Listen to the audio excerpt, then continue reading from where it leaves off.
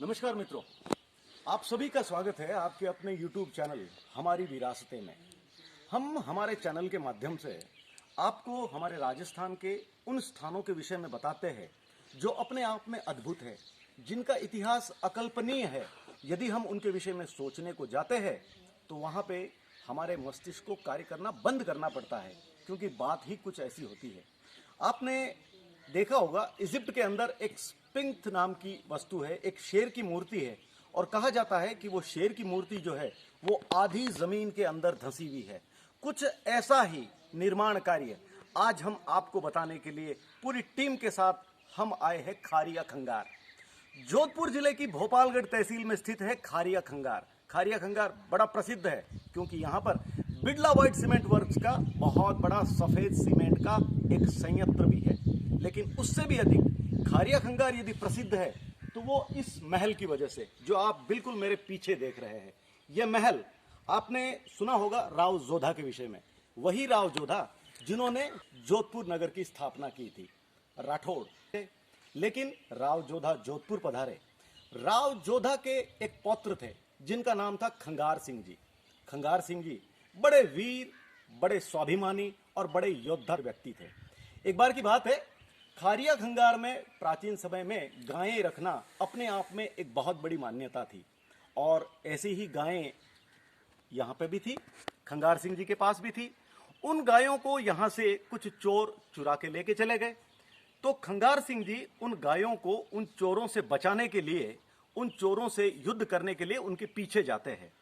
यहाँ पे कथा कुछ इस प्रकार बनती है कि खंगार सिंह जी की धर्मपत्नी महान सती माँ ने खंगार सिंह जी से उनकी कुछ निशानी को मांगा कि आप युद्ध पे जा रहे हैं, अपने किसी निशानी को मुझे दे। तो खंगार सिंह जी ने अपने गर्दन को अपने हाथों से तलवार से काट के और मां शतरानी के अपने धर्मपत्नी को उन्होंने वो दिया और कहा कि जब तक मैं युद्ध करके वापस न आऊं, आप मेरे इस सर को थाली में सजा के और आप यहीं पे खड़े रहे, ताकि मैं मेरे सत्य से मैं उनसे युद्ध करूंगा और मैं फिर से यहाँ पे वापस आ जाऊंगा। और इस प्रकार से खंगार सिंह जी उन गायों के चोरों के पीछे लड़ते हुए जेतारण तक चले गए। बात कुछ ऐसी बनती है कि सती मां इसी स्थान पर उनके शीश को थाली में सजा के खड़े थे, और तभी बाहर से कोई व्यक्ति आया और उन्होंने सती मां को कहा कि खंगार सिंह जी की जो धड़ है वो तो बाहर पड़ी है। ये सुनने के पश्चात उस सती मां को बड़ा ही सदमा लगा और उनके हाथ से खंगार सिंह जी का जो पवित्र मस्तिष्क थाली में उन्होंने सजा रखा था वो नीचे गिर गया। जैसे ही उनके हाथ से उनका सर जो थाली में सजा था वो नीचे गिरा, खंगार सिंह जी दाता जेतारण में लड़ते लड़ते ही उनका धड़ वहीं पे नीचे गिर गया और वो देवलोक को प्राप्त हो गए। बात कुछ ऐसी बनती है कि उनका जो शीश था, उनका जो सर था, जिसे सती मां ने अपने हाथ में ले रखा था, उस शीश को लेके सती मां ने इसी स्थान पर सतीत्व के धर्म को ग्रहण किया। वो सती हुई और उस जगह पर ये महल का निर्माण किया गया जो आप बिल्कुल मेरे पीछे देख रहे हैं। इस महल के विषय में यह कहा जाता है कि ये महल जो है ये 9 मंजिला ऊंचा था और गांव के बीच में था। उस समय खारिया खंगार गांव आप जो चारों तरफ देख रहे हैं, ये खारिया खंगार गांव हुआ करता था, और उस गांव के बिल्कुल मध्य में यहां पर महल का निर्माण किया गया था। परंतु प्राकृतिक आपदाओं से, भूस्खलन से या तेज आंधी से या भूकंप से, किसी प्रकार से महल की 7.5 जो मंजिलें थी वो जमीन के अंदर आज भी दबी हुई है और 1.5 मंजिल ही ऊपर निकलती है। हमारे साथ आज भी राव जोधा के एक वंशज हमारे साथ है, श्रीमान भगवान सिंह जी जोधा। हम उनसे मिलते हैं और उनसे जानते हैं कि क्या पूरी कहानी है और क्या है इस महल का इतिहास। तो आइए हम मिलते हैं भगवान सिंह जी जोधा साहब से। राव जोधा के वंशज, राव जोधा के वंशज मैं सही कह रहा हूं आपसे, हमारे साथ है भगवान सिंह जी जोधा साहब। नमस्कार भगवान सिंह। नमस्कार। क्या क्या कुछ इतिहास है इस स्थान का, क्या बताएंगे आप हमें? ये खंगार सिंह जी महाराज राव जोधा जी के जो जोग सिंह जी पुत्र थे, उनके ये पुत्र हैं। और यहाँ पर ये खारिया गांव मतलब राव जोग जी को उन्होंने दिया था। और ये खंगार सिंह जी महाराज गायों के बार के अंदर ये झुंझार हुए थे। जब डाकू गायों को लेकर के जाने लगे तब ये मतलब डाकुओं के पीछे रवाना हुए। तो पीछे रानियों ने बोला कि आप जा रहे हो तो हमको कुछ निशानी दे करके जाओ। तो खंगार सिंह जी ने बोला आप थाली लेकर आइए, तो रानी जी उनकी थाली लेकर आए और इन्होंने अपनी गर्दन को काट के, मतलब खंगार सिंह जी दाता ने अपनी गर्दन काट के रानी जी को दे दी, रानी जी को निशानी के तौर पे उनको गर्दन थाली में रख के उनको दे दी।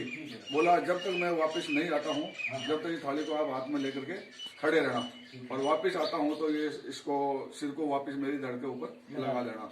वह उसी दौरान फिर खंगार सिंह जी महाराज वो डाकुओं के पीछे लड़ाई करने के लिए निकल गए थे, गायों की रक्षा करने के लिए। यहाँ से गायों को, डाकुओं को मारते मारते गायों की देखभाल करते हुए ठेठ कालू केकिन पहुंच गए थे। अच्छा, केकिन तक। जब पीछे कोई ऐसा एक व्यक्ति था जो महल के अंदर वो पहुंच गया, वो जाके बोला कि आप सिर लेके खड़े हो, धड़ तो गाँव के बाहर पड़ी है। मतलब उन्होंने जो व्यक्ति बाहर आया था रानी जी को झूठी खबर दी, झूठी खबर कि जो खंगार सिंह जी दाता है उनकी धड़ बाहर पड़ी है, जबकि वास्तविकता खंगार सिंह जी दाता केकिन में लड़ रहे थे, डाकुओं से लड़ रहे थे। हाँ, ठीक है। तो उसी टाइम वो रानी जी का मालूम एकदम कमजोर दिल के कारण वो थाली थी हाथ से नीचे गिर गई।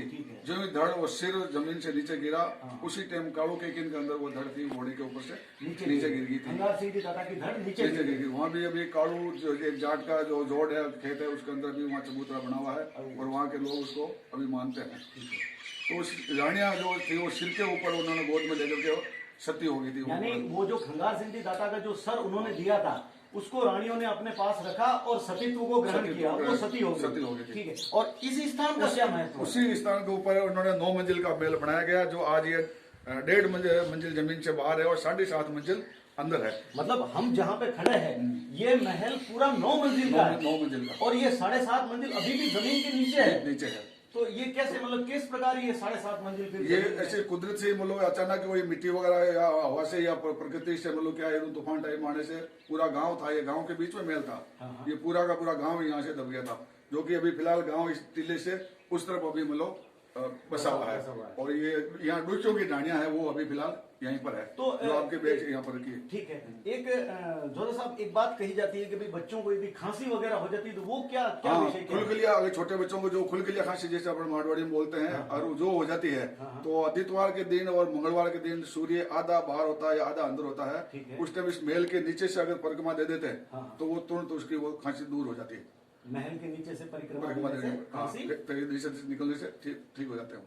तो दर्शकों, देखा आपने कितना महान इतिहास भरा पड़ा है हमारे राजस्थान में। आज हम खारिया खंगार में हैं, खंगार सिंह जी दाता के महल में। वो महल जो 9 मंजिला है, 7.5 मंजिल आज भी जमीन के नीचे दबा हुआ है, केवल मात्र 1.5 मंजिल ही ऊपर है। और कहा जाता है कि यदि किसी बच्चे को खांसी हो जाए तो वो कुछ विशेष दिनों में, कुछ विशेष समय में, जैसा हमें जोधा साहब ने बताया, इस महल के नीचे से यदि उस बच्चे को निकाला जाता है तो उसकी खांसी सही हो जाती है।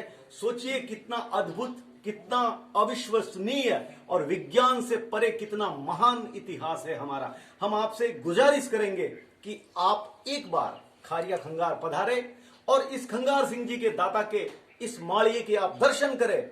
और आपने आज तक जो देखा है कि इजिप्ट, मिस्र के अंदर जो स्फिंक्स नाम का एक शेर है पत्थर का, जो आधा जमीन में दबा बताया जाता है, उससे भी बड़ा कारनामा हमारे यहां हो रहा है कि ये महल जो 7 मंजिल अभी भी जमीन के अंदर दबा हुआ है, केवल मात्र 1.5 मंजिल ही बाहर है।